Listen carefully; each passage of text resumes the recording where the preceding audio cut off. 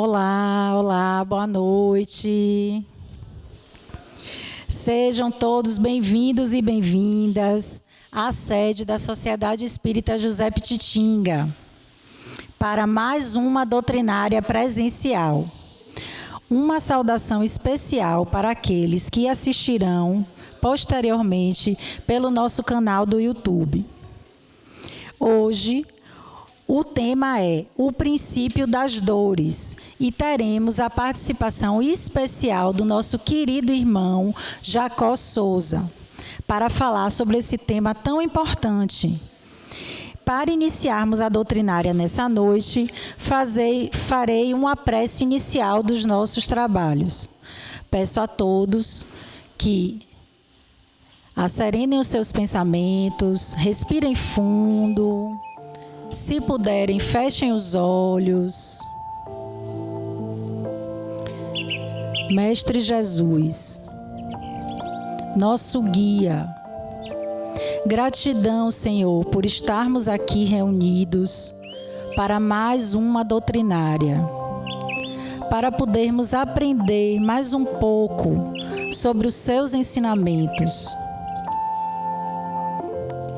Ajudai, Senhor, a nosso querido irmão Jacó Souza, para que ele possa levar informações valiosas aos nossos corações, para que nós possamos sair dessa noite de hoje mais fortes, mais felizes, mais conscientes do nosso lugar aqui nesse planeta Terra.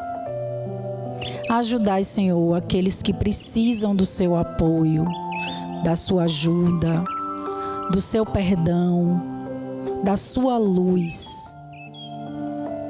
Ajudai, Senhor, aqueles que têm fome, fome do alimento, fome de conhecimento, fome de justiça, fome de tantas coisas que esse mundo hoje nos traz. Esteja, Senhor, conosco nessa noite de amor. Ajudai também todos os irmãos de luz que estão aqui nessa casa, em especial, Senhor. Que esteja conosco nessa noite o mentor dessa casa, José Pititinga, e toda a sua legião de irmãos bondosos que estão aqui conosco. Que esses irmãos também possam nos auxiliar, possam ajudar, para que nós possamos nos equilibrar espiritualmente nessa noite de hoje. Pai nosso que estás nos céus, santificado seja o vosso nome. Venha a nós ao vosso reino. Seja feita a vossa vontade, assim na terra como nos céus. O pão nosso de cada dia nos dai hoje sempre, Senhor. Perdoa as nossas ofensas, assim como nós perdoamos a quem nos tem ofendido. Não nos deixeis cair em novas tentações, mas livrai-nos de todo o mal. Que assim seja.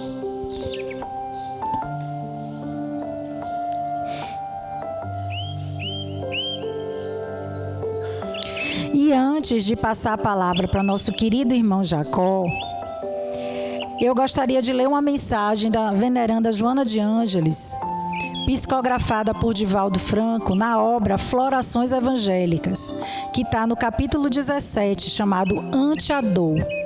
Essa mensagem diz o seguinte: a dor é a mensageira da esperança, que após a crucificação do justo, vem ensinando como se pode avançar com segurança. Recebamo-la pacientes, sejam quais forem as circunstâncias em que a defrontemos, nessa hora de significativas transformações para o nosso espírito, em labor da sublimação. O sofrimento de qualquer natureza, quando aceito com resignação, e toda aflição atual possui as suas nascentes nos atos pretéritos do espírito rebelde. Propicia renovação interior com amplas possibilidades de progresso, fator preponderante de felicidade. Então, ela sempre nos traz uma mensagem que toca o coração, né? Então, nesse caso, essa mensagem, ela fala sobre a dor. E agora, com muita alegria, passo a palavra para nosso querido irmão Jacó, para que ele possa fazer a explanação de hoje. Boa noite a todos. Boa noite, gente. Com essa mensagem aí, eu podia até ir para casa. É exatamente isso que eu vou falar. Exatamente isso. Entendeu? Porque a dor, na verdade, ela é material didático. Ela traz embutido uma lição. Não há dor sem lição.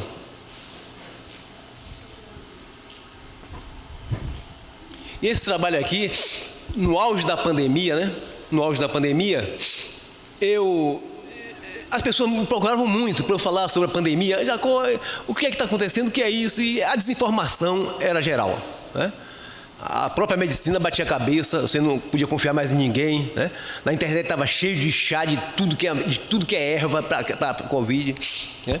E aí eu fiquei pensando, eu não podia responder à luz da doutrina espírita, porque é grande para responder à luz da doutrina espírita o que era aquilo, né? E aí como eu sempre acompanho os trabalhos de Arthur Valadares, de Haroldo Dutra, Maíse Braga e Jorge Elahá, né? Acompanho outros, mas esses são os principais que eu... né? Aí em Jorge Elahá encontrei um material que falava exatamente isso que eu queria ouvir, isso que eu queria falar para o pessoal. Então, a luz da doutrina espírita. Eu formatei, mas a pandemia já passou sim. Naquela época eu encarei isso aqui, eu dei o foco nela na pandemia. Hoje eu vou dar o foco nela no pós-pandemia. É o mesmo trabalho. Mas eu foi online. Eu não fiz em lugar presencial em lugar nenhum, porque estava naquela época, né? Mas eu tenho certeza que Renildo assistiu.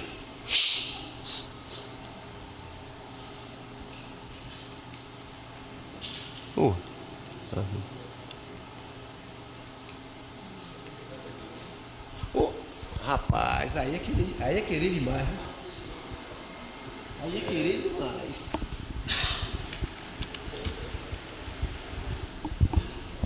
Isso é o espírito de Pedro atrapalhando. O mentor de Pedro me atrapalhando.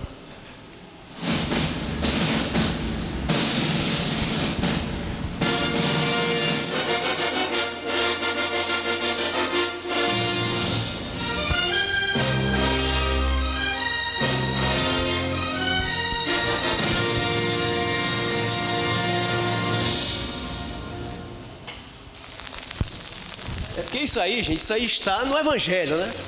Aquela pandemia, esse processo todo está no Evangelho. Mas a gente só lê uma parte do Evangelho que agrada a gente, né? E além de estudar, uma vez eu perguntei ao Espírito, por que eu estudo tanto e não me modifico? Ele disse, porque entre o estudo e a prática tem algo aí no meio. Eu disse, o que é? Eu não sabia o que era. Fixar a lição. Não basta estudar, é necessário você fixar a lição para você praticar, né? E a lição, e você fixa a lição geralmente através da repetição, porque o gênio é o resultado de uma repetição, né? Então Neymar, Messi, aquele cara daquele drible assim, Rivelino dava aquele drible lá, mas ele treinou muito para fazer aquilo, repete, até virar um gênio.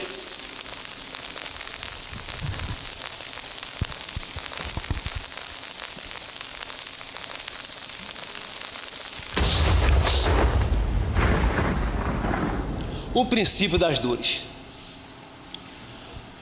Para começarmos este bate-papo, vamos ter que recuar um pouco no tempo. Um pouco, eu não sei se é um pouco, 2000 anos, né? 2000 anos. Recuar para a época de Jesus. Sabemos que a mensagem de Jesus, ela é uma mensagem profundamente consoladora. Profundamente consoladora. E não resta dúvida sobre isso. Não resta dúvida sobre isso. Nós percebemos em seu discurso, seus sermões, suas parábolas e seus ensinamentos que eles estão sempre voltados para o desprendimento dos bens terrenos, para a busca do amor, na busca de uma conexão mais efetiva do homem com Deus. Isso é a visão do Evangelho de Jesus. Numa sequência de ditos parabólicos, de ensinamentos distintos, de encontros com pessoas, discursos longos ou curtos, mas sempre voltados para essa temática. Embora encontramos algumas lições no seu evangelho, encontramos sim, que parecem fugir desse padrão. E isso muitas vezes nos assusta. E a gente pula, nunca mais a gente volta àquele capítulo que a gente leu, porque não agradou a gente.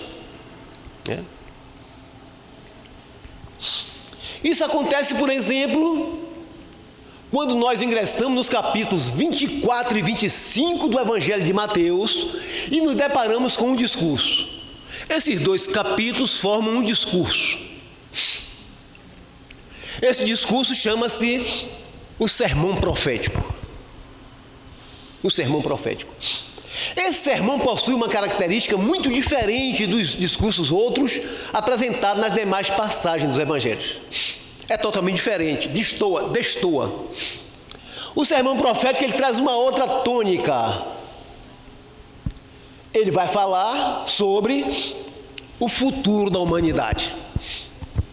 Esses dois capítulos que você viram ali, vai falar sobre o futuro da humanidade. Ele vai apresentar dores, sofrimentos e uma série de conflitos que a humanidade passaria no futuro. Foi a mensagem de Joana. Cuidado com a dor, trata ela direitinho, é da sua amiga, né? Vai falar da vinda dos falsos cristos, depois vai falar de guerras e rumores de guerra. Está tudo aí, né? Depois vai falar sobre a perseguição aos cristãos. Está tudo aí. Depois vai falar sobre a multiplicação do ódio, do desamor, da violência. Depois, como quinto ponto, vai falar sobre a vinda dos falsos profetas. Em seguida, no sexto desses pontos, vai comentar que, por ser muito grande a perversidade do homem, o amor de muitos se esfriará. Isso tudo está acontecendo, só é você prestar atenção que está acontecendo isso tudo.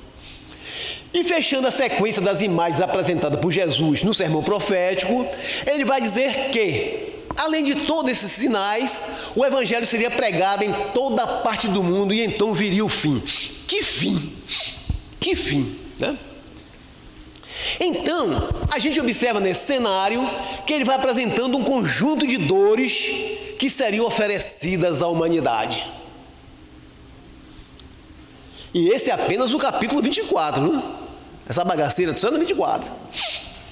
No capítulo 25, ele vai voltar a essas discussões, falando da tribulação, do princípio das dores, dos sofrimentos e de uma série de etapas que a humanidade iria passar, que seriam bastante dolorosas. Até que viesse o fim, o julgamento das almas, em que os bons permaneceriam na terra e aqueles considerados incapazes de permanecer no planeta seriam conduzidos para outros lugares. Então, essa leitura do Evangelho apresenta no sermão profético, ela é muito interessante, porque ela nos remete a uma nova revisão dos conceitos de Jesus. Uma nova revisão, você tem que parar para pensar direitinho. Quando a gente entra nessa parte, nós vamos nos perguntar: mas o que aconteceu com o Evangelho? Jesus mudou a tônica? De uma hora para outra assim, ele muda? Estava falando de paz, de amor, de afeto, de carinho, e aparece com isso agora aqui, no meio do Evangelho de Mateus, 24, 25. Esquisito, porque a mensagem do Cristo é sempre consoladora. E por que apareceu isso aqui? Para que esses dois capítulos aqui? E surpreendentemente, vamos ter mais à frente um pouquinho um outro livro problemático, chamado de Apocalipse. Então são dois capítulos de Mateus e 20 do Apocalipse. 22 capítulos sobre o mesmo tema. Que é como se nós pegássemos o sermão profético e abríssemos o sermão que está colocado em dois capítulos e o colocássemos em 22 capítulos distintos. 2 mais 20 do Apocalipse. Aprofundando ainda mais essa discussão sobre o futuro da humanidade. Isso legou para os cristãos uma sensação de que algo de muito ruim nos aguarda. Quando você lê, você tem essa impressão. Se você estudar, não, mas se você lê, você tem essa impressão. Nos aguarda de algo que seria muito traumático, aconteceria com a história da humanidade. Lendo essa imagem que se passa, né? O cristianismo, portanto, conectou a sua história à sensação de que nós teríamos uma espécie de extermínio. né? E a humanidade passaria pelo final da sua história, pela destruição de todos os seus princípios, e que a humanidade iria ser destruída. A mensagem é essa. E nós observamos isso com bastante frequência no cinema. O cinema.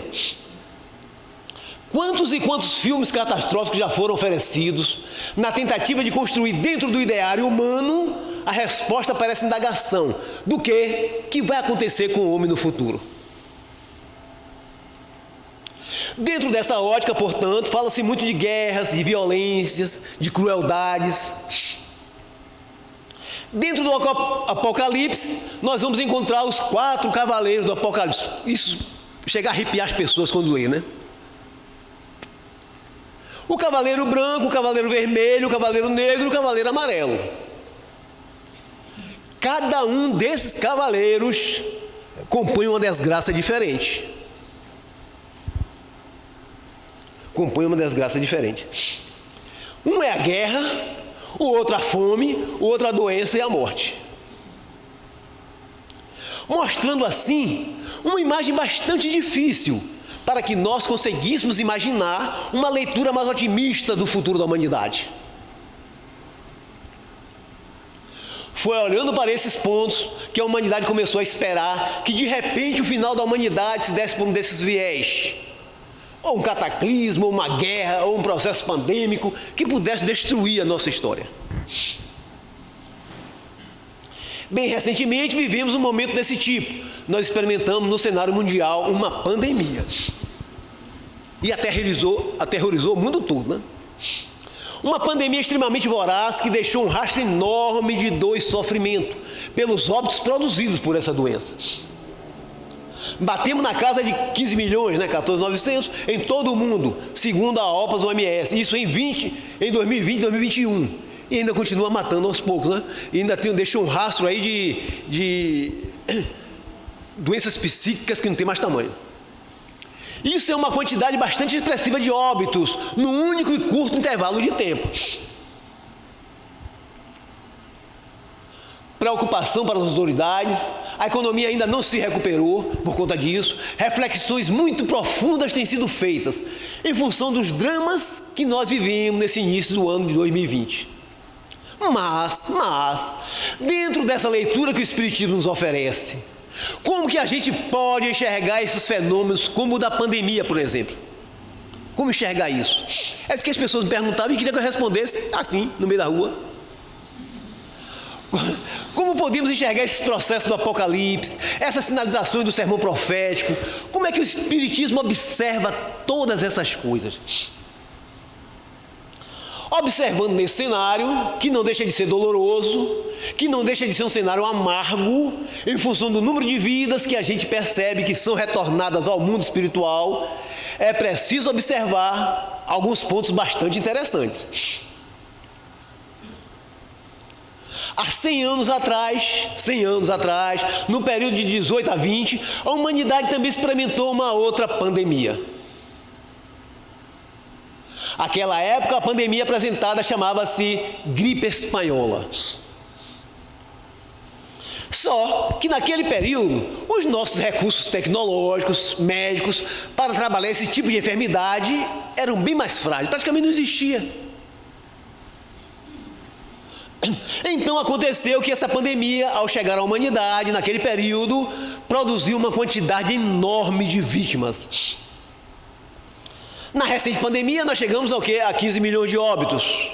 15 milhões. Na pandemia de 1918 a 1920, nós tivemos 33 milhões de óbitos. Olha, alguns autores dizem que foram 50 milhões de óbitos. Então, vejam, numa humanidade de 2 bilhões naquela época, tivemos a perda de pelo menos 33 milhões. Olha, hoje nós temos uma pandemia que levou quase 15 milhões de pessoas, mas nós temos 8 milhões de pessoas no mundo. Então, fazendo as contas, vamos perceber que a pandemia do coronavírus foi bem menos gravosa do que a anterior. Muito bem menos. Esta pandemia não tem o impacto que a outra produziu. Ela não teve o impacto que a outra produziu.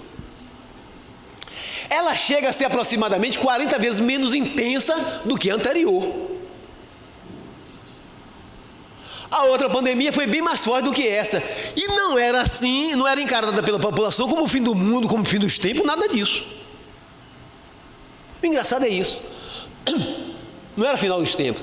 Não houve naquele período do século passado a concretização de uma certa expectativa de que a desgraça se estabeleceria sobre o planeta e que nós simplesmente seríamos devastados por essa doença. E não tinha os recursos científicos que nós temos hoje.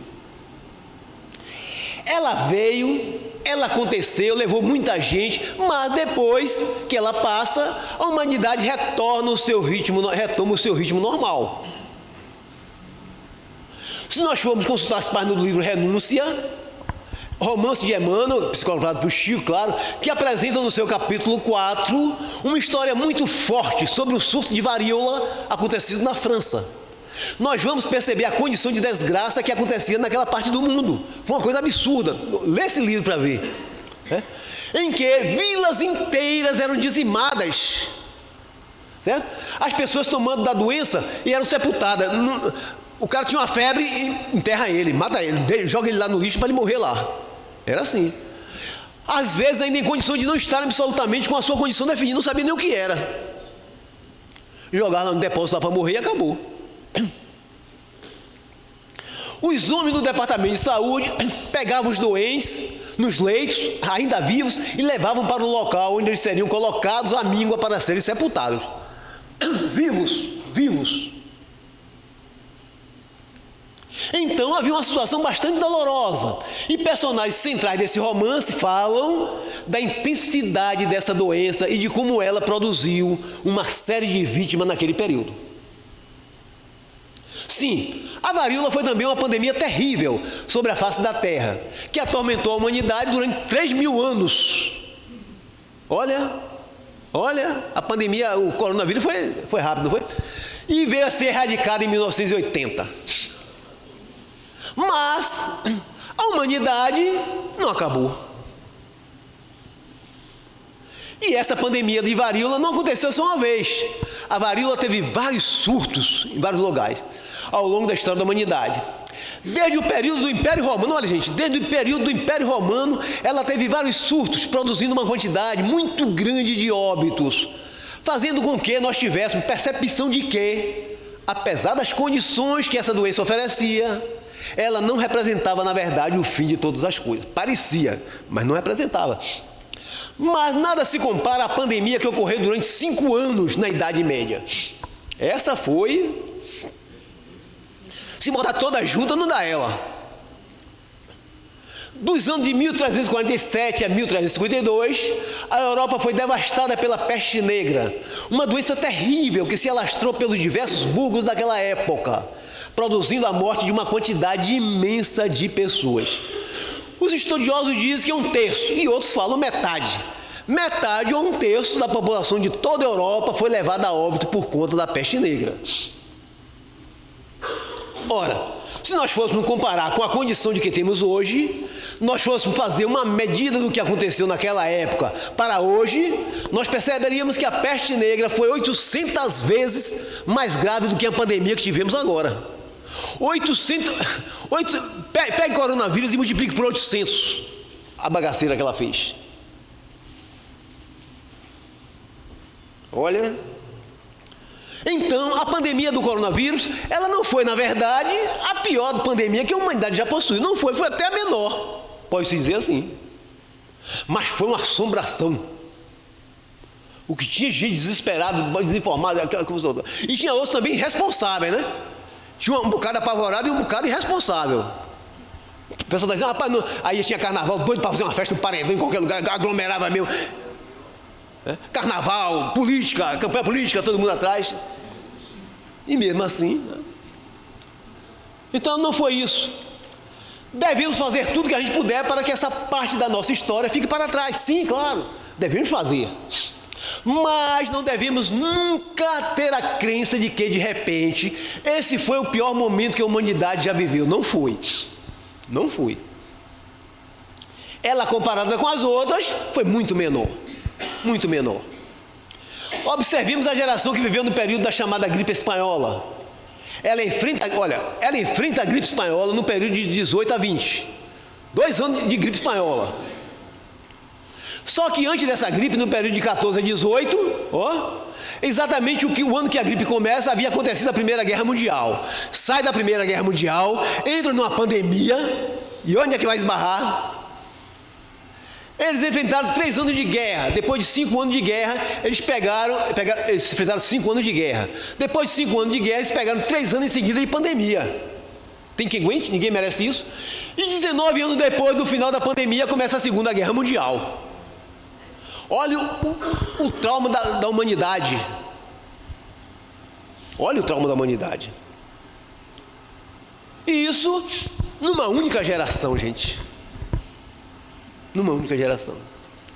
Estas pessoas atravessavam esse processo doloroso durante um período bastante curto. Mas eles conseguiram, apesar de terem menos recursos tecnológicos do que nós, menos condição de poder fazer um enfrentamento efetivo da doença e poder lidar com 2 conflitos mundiais num intervalo de tempo muito curto, eles sobreviveram e nos legaram a civilização que nós temos. Eles reconstruíram suas cidades, eles retomaram as suas vidas e fizeram com que suas histórias tivessem seguimento.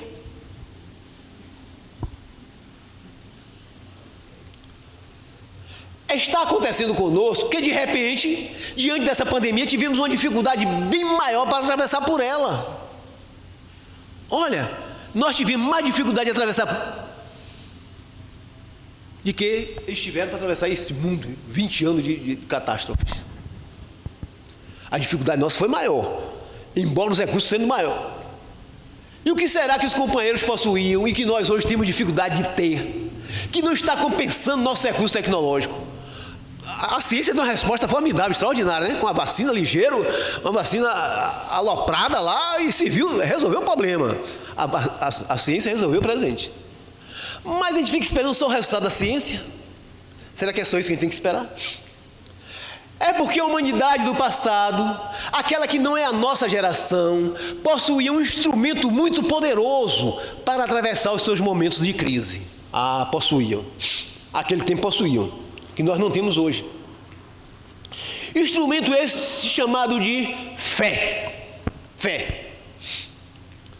A fé possui um poder extraordinário para motivar as criaturas a caminhar em frente, a não desistirem de seus propósitos, a encontrar um objetivo superior para suas vidas.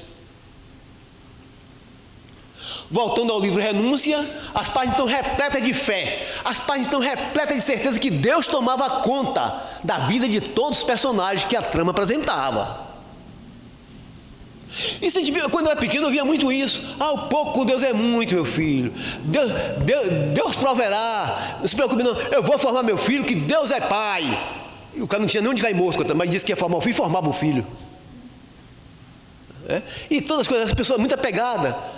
Por exemplo, quando apareceu o surto de varíola aqui em Santo Antônio, não tinha recurso, meu pai fez o quê? Escreveu uma prece, eu tinha a impressão que era Estrela d'Alva, parece que era Estrela d'Alva o nome da prece.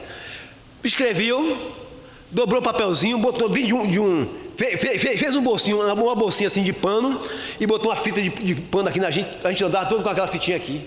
Ninguém pegou varíola. Entendeu? A fé é uma coisa extraordinária. Não tinha recurso, vou fazer o quê? Depois apareceu a vacina, né? Você percebe ali, naquela imagem do século XVII, virado para o século XVIII, que é onde acontece a narrativa. Os personagens inflamados de um propósito de fé muito grande, muito grande. As pessoas da sociedade, elas estavam imbuídas de uma certeza. A certeza de quê? Da proteção divina. A certeza da proteção divina. Estava acontecendo, mas tinha certeza. Isso era muito importante que nós tivéssemos. Todos nós perdemos isso. Perdemos ou tiraram da gente, né? O século XIX foi um século muito marcante na história da humanidade, pela desconstrução dos nossos valores de fé. Desconstruíram os nossos valores de fé. Como? Houve um trabalho durante o século XIX de tentativa de apagar da criatura humana a figura de Deus das nossas vidas.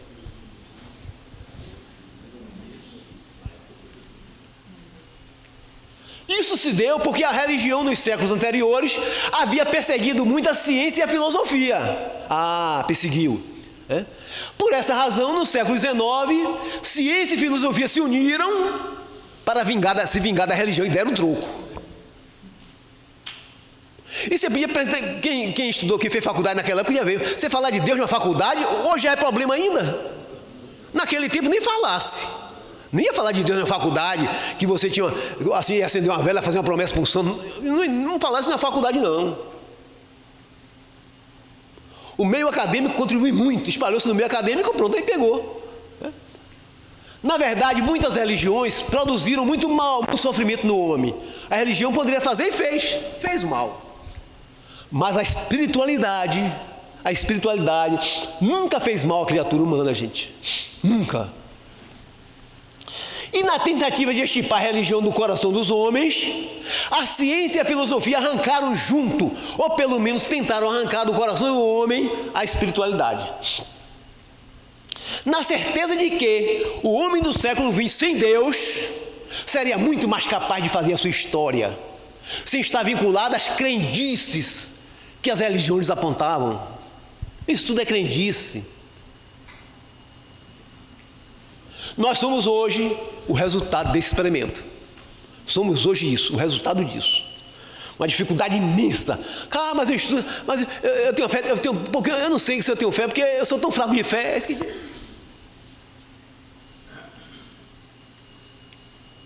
Nossa sociedade distante de Deus, onde a juventude tem pouca proximidade com a fé, onde nós não temos mais uma quantidade significativa de pessoas inflamadas por um ideal superior, nos falta de maneira muito mais profunda essa sensação de que Deus participa das nossas vidas. Sou eu e a ciência. Acabou. Todos nós percebemos efetivamente que os nossos corações estão distantes do Criador. Não é difícil justificar, porque nós temos hoje taxas tão elevadas de suicídio, de depressão, de ansiedade, de síndrome do pânico e de uma série de transtornos mentais que ocorrem na nossa sociedade. Exatamente porque nós tivemos a possibilidade de retirar a crença de que Deus cuida de nós, que Deus cuida das nossas vidas. Hoje nós somos o resultado de tudo isso. E o psiquismo anda totalmente desnorteado. Hoje a sociedade não tem certeza da existência de Deus. Não tem. E se você tiver formação acadêmica, piorou. Você pega uma pessoa da zona rural, por exemplo, ainda está inflamada disso, que não tem certo conhecimento. Mas partir para o meio acadêmico, meu amigo, é problema. Como não tem certeza disso, não sabe da sua proteção, não sabe que Deus nos cuida, perdeu a ideia de que nós estamos debaixo da sua proteção augusta, da sua providência. A gente não sente isso. Não sente isso. Dinheiro no bolso e saúde, acabou. E por consequência, como não há mais Deus para cuidar de nós, não existe mais um código para ser seguido. Porque todo aquele que acha que Deus cuida dele, ele procura seguir um padrão de comportamento diferenciado. Chega na Semana Santa, ele come o peixinho dele, ele não come carne de jeito nenhum. Não tem problema, não. Tudo bem, mas ele faz aquilo, né? E tantas outras coisas que a gente vê aí. Não existe mais nada que não se possa fazer. Se Deus não está no comando, não tem nada no comando, eu posso fazer tudo. Uma vez que Deus não está mais no controle das nossas existências, as pessoas olham para si próprias no espelho e perguntam: e por que não? Não devo satisfação a ninguém. Se não há mais ninguém para oferecer a nós um código de conduta, por que não? E nesse cenário, nesse ambiente, nós vamos perceber que a frase de Paulo de Tarso, na sua primeira carta aos Coríntios 10, 23, está sendo corrompida, uma vez que Paulo disse: tudo me é lícito, mas nem tudo me convém. Corrompemos isso. Não é corromper, não corrompemos o verbo certo, a conjugação certa. Porque a sociedade licenciosa de Corinto dizia: Ora, se eu posso fazer, se eu tenho livre-arbítrio, é assim que diz hoje, né? Se eu tenho livre-arbítrio, se eu posso, então é lícito fazer.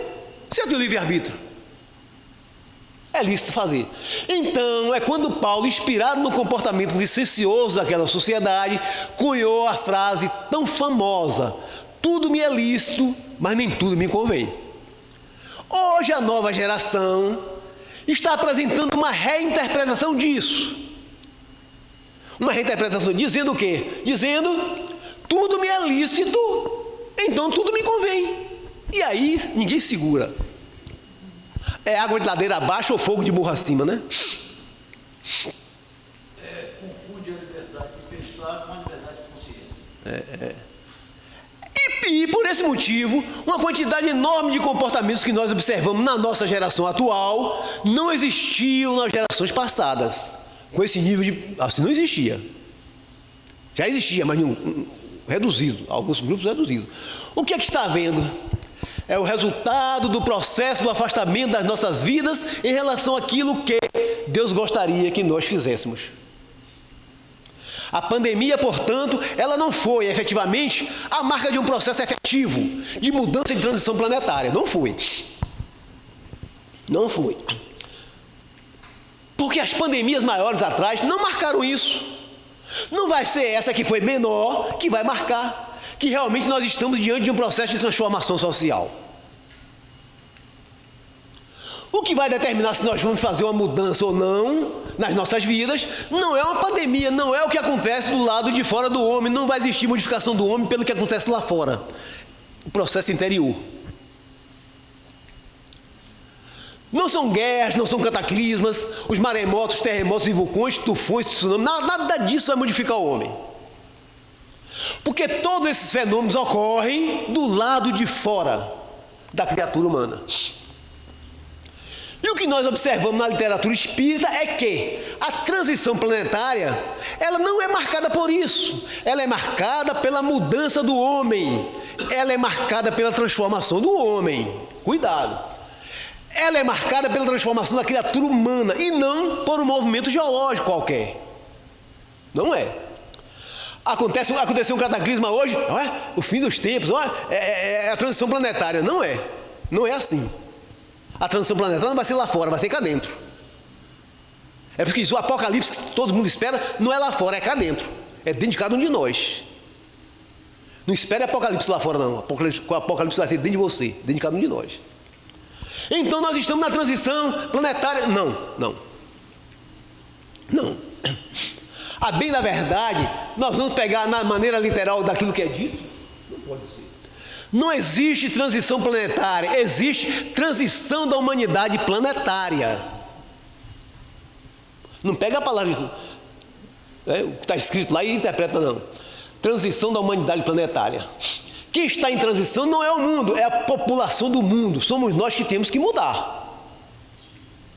Se nós efetivamente mudarmos, se a humanidade conseguir fazer uma mudança a partir das experiências da pandemia, aí é diferente, ela poderá servir para a transição planetária. Mas se nós passarmos por essa pandemia, tal como nós passamos lá atrás, com o período da peste negra, em que nós entramos, passamos 5 anos e saímos semelhantes ao que éramos, o mar entrou e saiu, foi que não aconteceu nada. Se nós passarmos por essa pandemia, semelhante ao que aconteceu em 1918, que nós atravessamos a gripe espanhola e saímos do outro lado, do mesmo jeito que nós éramos, ela não marcará uma transição planetária. Não marcará. Ela vai marcar uma transição planetária se nós intimamente mudarmos no interior das nossas vidas. Eu estou achando difícil, né? Podemos dizer que essa pandemia recente, ela está de acordo com aquilo que o Espiritismo falava sobre o final dos tempos. Não é o final da humanidade. Porque é preciso mudar a criatura humana. A mudança é essa. Tem que ser de dentro para fora. A mudança tem que ser de dentro para fora. Né? Exatamente. Se fosse de fora era fácil. Aí você não fazia esforço nenhum. A gente já faz o mínimo de esforço, porque Deus colabora com a gente, mandando as pandemias, mandando as guerras, mandando isso tudo pra gente. A gente já não quer fazer o esforço de mudar a gente. de absorver a lição que está lá fora. Foi o que a mensagem de Joana disse, né? Cuidado, trata ela direitinho, que a dor é... E como que essa pandemia poderá mudar os homens? Em que aspecto ela poderá nos transformar? Ela pode nos transformar. Nós temos ciência que é muito frequente de uma pessoa que tem uma experiência de quase morte, quando ela volta mexida. Não tem que não volte. Ela experimenta determinadas vivências do lado de fora do corpo e quando ela volta, ela ressignifica tudo. Volta mexido. Ela descobre que os bens materiais não são a coisa mais importante. É o primeiro passo que a dor faz ele entender, certo? Que os bens materiais não é a coisa mais importante. Que aquilo que o dinheiro não compra é o que tem real valor. Que as relações afetivas são mais importantes do que as posses materiais. Mexe com a pessoa mesmo. Ela revê muito da sua vida a partir dos experimentos que ela consegue recolher com esse tipo de vivência, da chamada experiência de quase morte. Então, uma pessoa que faz uma experiência de quase morte, ela pode vir mudada, pode vir mudada. Imagine o que poderá acontecer com a humanidade, com os milhões de pessoas que durante a pandemia foram entubados, ficaram em coma, tiveram experiência de quase morte e retornaram. Imagina você. Se essas criaturas vierem com seus corações transformados, nós podemos fazer uma nova civilização. 15 milhões de pessoas. Dá para criar um pandemônio, né? Um pandemônio moral na sociedade. Existem outros que ficaram internados. Eles não foram a experiência de quase morte, mas ficaram entubados, ficaram em coma. Outros nem ficaram em coma, mas sentiram a sensação da partida, em que eles tiveram que pegar nas mãos dos familiares, se despedirem, sem ter a certeza de que eles voltariam. Um parente seu ia para Salvador, você não sabia se ia voltar. Né? Criaturas inúmeras foram experimentando, durante a existência da própria pandemia, diversas emoções nas suas internações.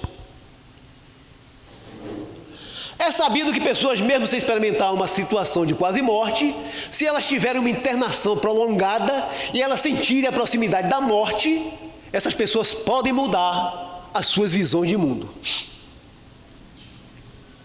Se uma pessoa muda, o que não poderão fazer milhões de pessoas que viveram essa experiência nesse período curto da humanidade?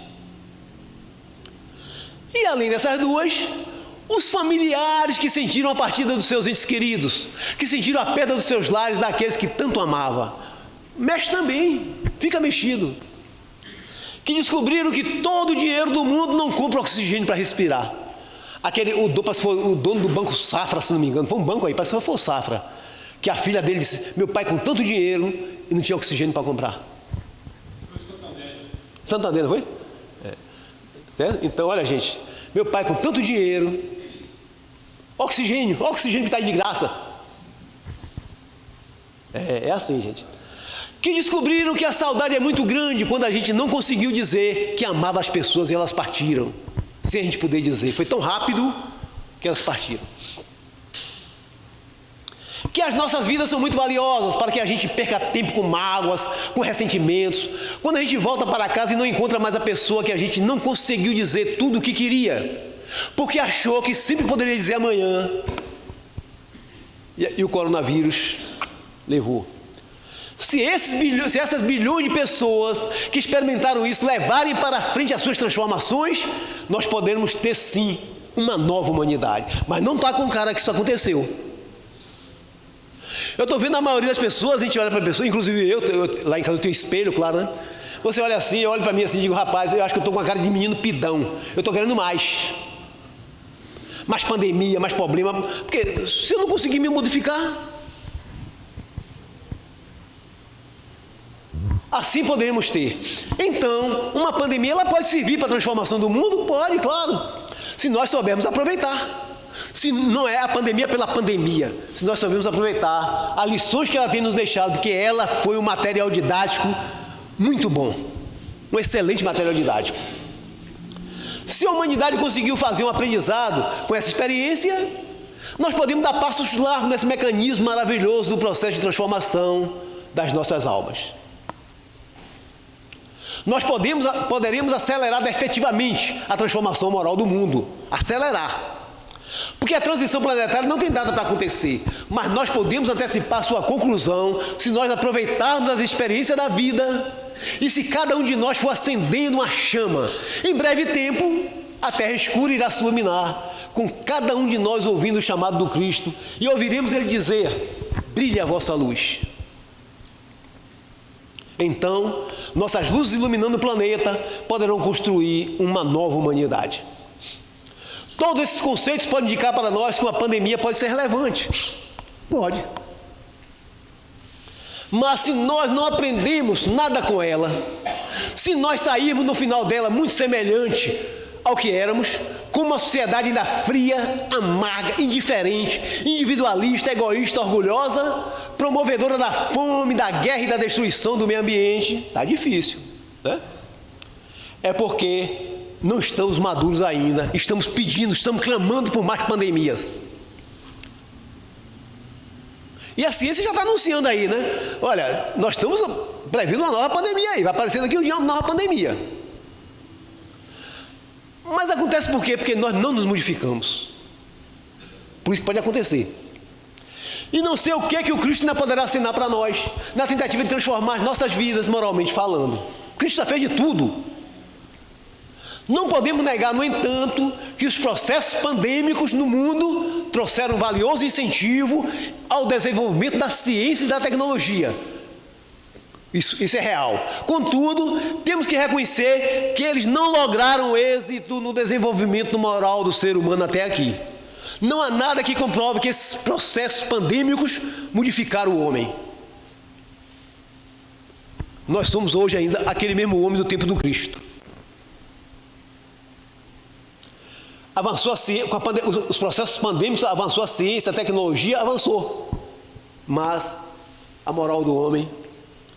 Essas discussões todas nos falam do porquê que, de repente, a pandemia pode se inserir de maneira muito significativa na transformação do mundo, segundo a ótica do Espiritismo.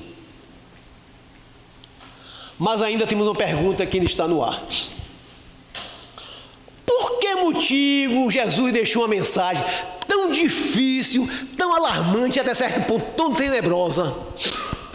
Para que Jesus falou isso no evangelho dele? Porque o livro do Apocalipse possui tantas imagens de morte, de dor e de desgraça.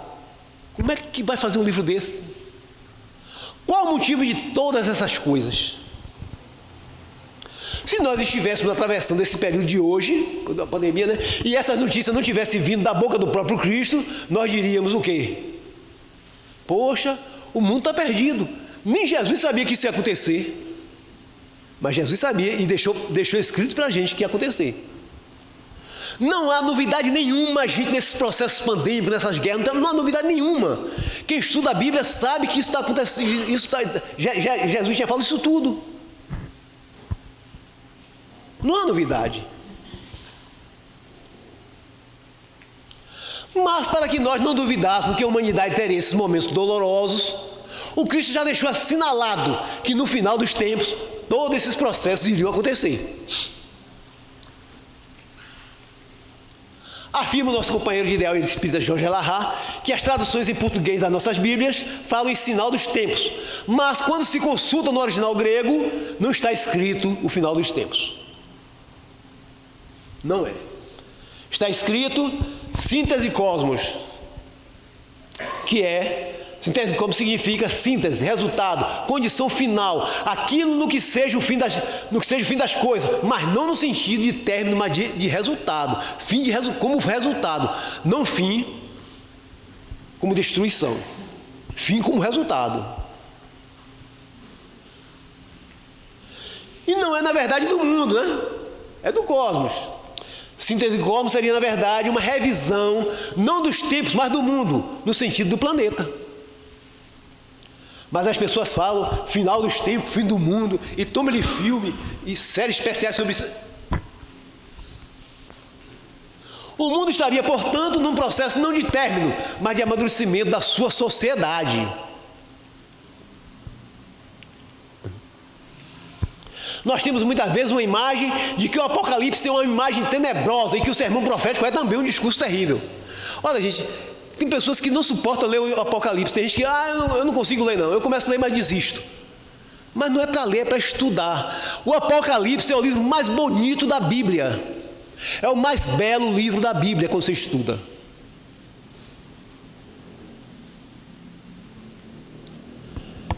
Então, quando você diz isso, é porque nos falta atenção da leitura. Só está lendo.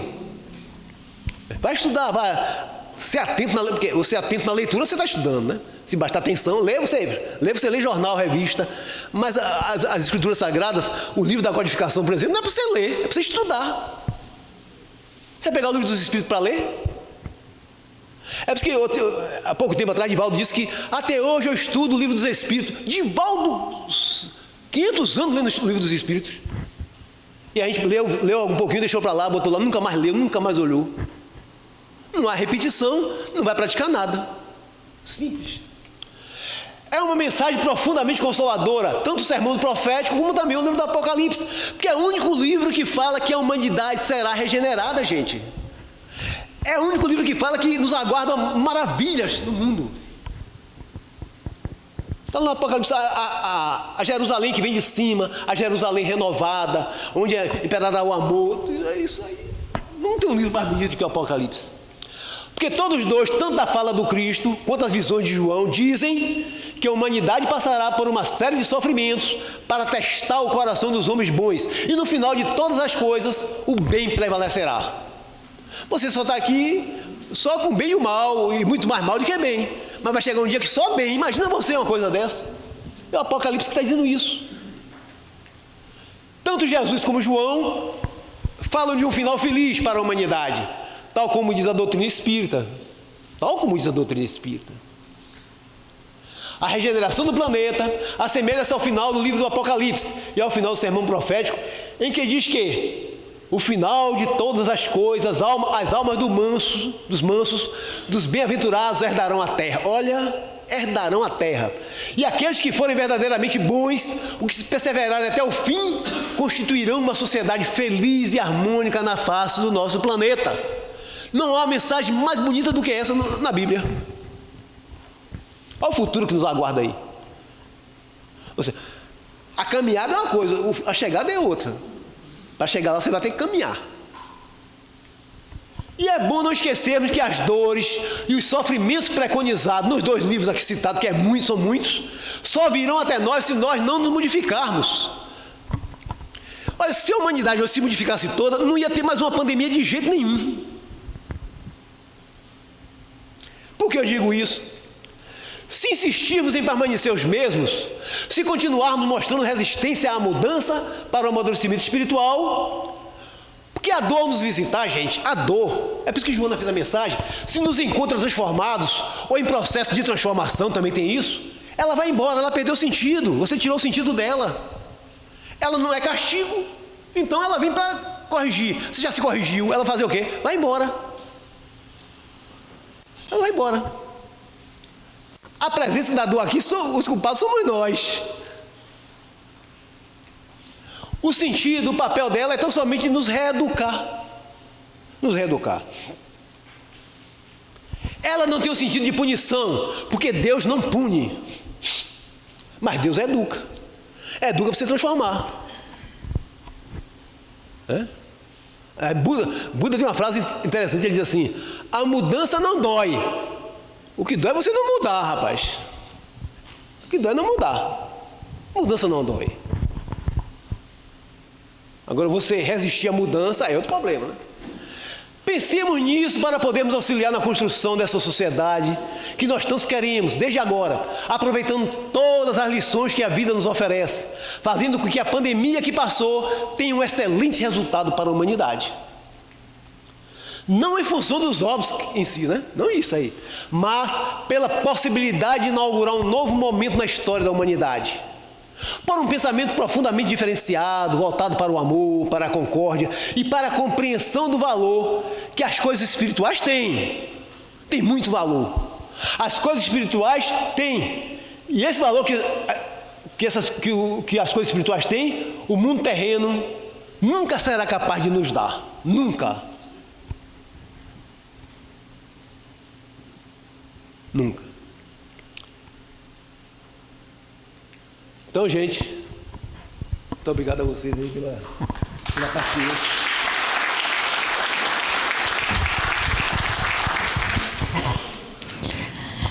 Que maravilha, viu? Muito obrigada, Jacó, pelas palavras. Eu acho que foi uma palestra assim, extremamente rica, né? Para a gente pensar no que aconteceu, né, nessa pandemia. Todos aqui passaram por isso, né? Apesar de, como o nosso irmão disse, foi uma pandemia que, proporcionalmente comparada com as outras, foi muito pequena, mas nós não vivemos a outra, né? Pelo menos acredito que todos nós estamos aqui e a gente não teve essa experiência com outra pandemia, né? E realmente o prejuízo que essa pandemia deixou foi imenso. Uma coisa que nosso irmão falou da questão das doenças mentais. Como hoje, até hoje, a gente tem ainda as consequências dessa pandemia do ponto de vista da saúde mental.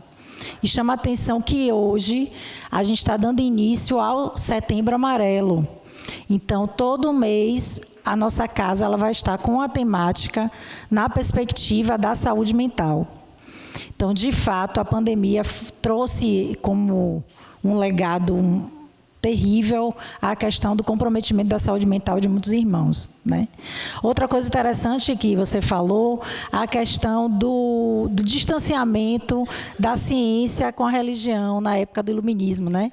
Que de fato aconteceu e graças a Deus a gente tem visto um movimento contrário. Hoje a gente já tem várias universidades com pesquisadores trabalhando com as questões da religião dentro da universidade. Então, a gente tem hoje grupos de pesquisa que trabalham com isso. E isso é algo que nos enche de alegria, né? Essa aproximação da religião com a ciência. Isso é muito importante. Então, agradeço, Jacó, de coração, viu a sua palestra. Foi muito legal, muito mesmo. Então, eu vou convidar agora o nosso presidente, seu Edson, que vai fazer a oração final dos nossos trabalhos de hoje. Peço a todos os passistas que se posicionem para que a gente possa também fazer o passe e lembro àqueles que estão em tratamento que quando terminar a sessão doutrinária de hoje, que fiquem para que possam continuar o seu tratamento.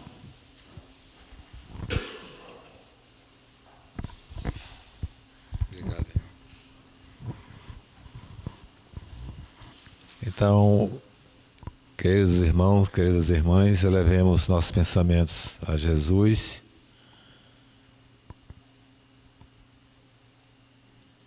Senhor Jesus, mais uma vez, Pai, estamos aqui diante do Senhor para agradecer por mais esta palavra, essa palestra maravilhosa que o irmão Jacó nos trouxe na noite de hoje.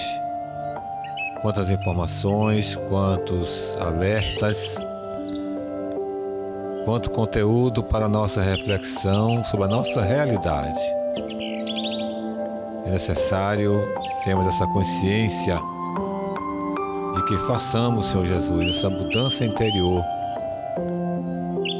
da qual tanto necessitamos para que consigamos aquelas condições mínimas de estarmos juntos aos irmãos espirituais que já superaram essas dificuldades como o orgulho, a vaidade, a indiferença, e hoje estão a nos convidar para que todos nós aproveitemos mais esta oportunidade que Deus, nosso Pai querido, nos concede para esse reajuste, essa transformação interior. O chamamento está aí, Senhor, para todos nós. Cabe a cada um abrir os olhos, se desvincular das ilusões do mundo e cada vez mais nos conscientizarmos de que nós somos espíritos e estamos aqui na Terra mais uma vez usando um corpo de carne para procedermos a nossa evolução moral e espiritual, e não para dominarmos, para mandarmos, para acumularmos riquezas inócuas que só fazem, Senhor Jesus, nos prender ao sofrimento, à dor e a tudo aquilo que nos prende à matéria. Que nós, espíritas, possamos cada vez mais evitar todos os esforços necessários para nos melhorarmos, para nos desapegarmos das coisas materiais e darmos o exemplo, que sejamos sempre o sal da terra, que sejamos sempre um instrumento da vossa paz. Nesse momento de encerramento dessa palestra tão linda, agradecemos ao Senhor, Mestre, profundamente, gratidão eterna, pelo evento que os nossos jovens realizaram nesta casa no dia de hoje. Um momento brilhante, de muita luz, muita alegria espiritual e muito estímulo para que continuemos nesse caminho, perseverando e buscando, Pai, cada dia mais, doarmos um pouco de nós para o bem de todos.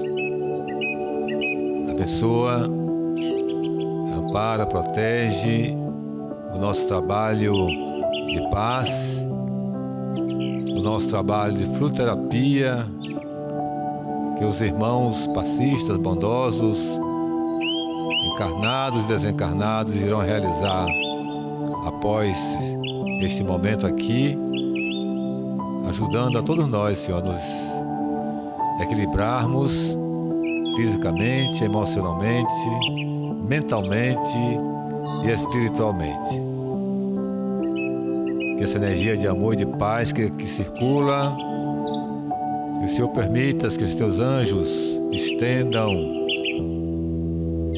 aos nossos lares e que envolva nossos entes queridos que lá se encontram, especialmente aqueles que passam por um momento de desarmonia, de desequilíbrio e que precisam desse amparo, dessa misericórdia. Que assim seja.